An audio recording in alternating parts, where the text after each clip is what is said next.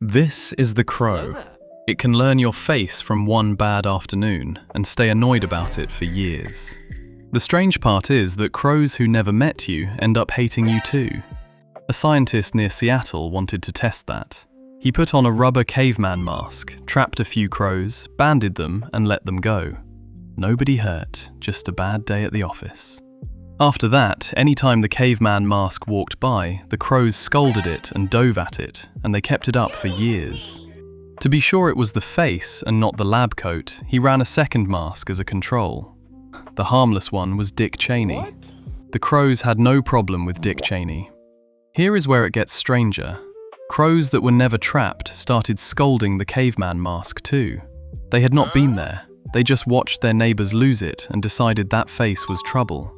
Then it got worse. The crows had chicks, and the chicks, who were eggs when all of this happened, who had never seen the mask in their lives, grew up and scolded it on sight.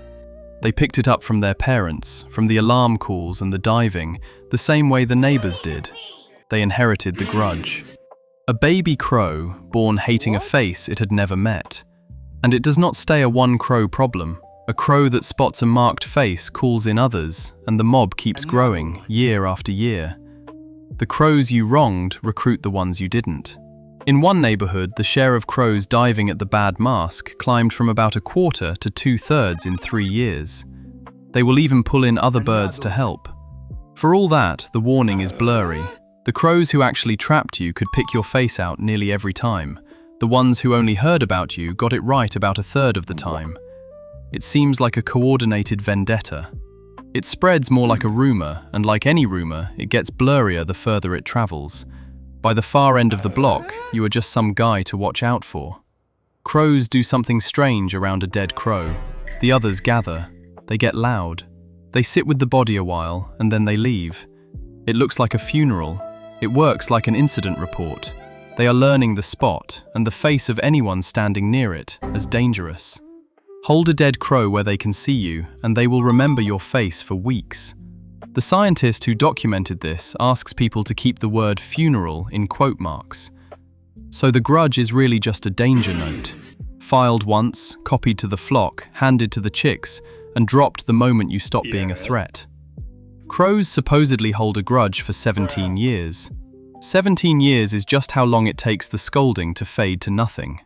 Once the trapping stopped, it died down year by year, until the man in the caveman mask could walk by in peace. In the end, the crow forgives you. It just takes years. Researchers once slid crows into a brain scanner and showed them the two faces. The dangerous one lit up the fear and threat circuits, the same alarm wiring you have. The friendly face lit the reward side instead. So when a crow looks at you, its brain runs a quick sort. Friend pile or threat pile, with a feeling pinned to each. And now the part worth being impressed by. The crow runs all of this on a brain the size of a walnut, with no cortex at all. The wrinkled outer layer you think with, the crow simply does not have. What it carries instead is a forebrain with more neurons than a monkey's, crammed in denser than yours. A raven packs over 2 billion of them into a head smaller than your fist.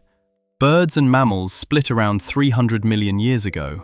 The crow built a whole mind out of different parts and arrived at nearly the same kind of intelligence. Parrots pulled off the same trick on the same kind of brain.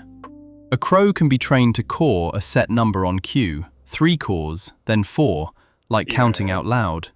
It even grasps 0, the idea of nothing as a number, which most animals never manage. That is a walnut, running a threat database, doing a little math, and holding a grudge against a caveman. So the crow on the wire is not plotting against you.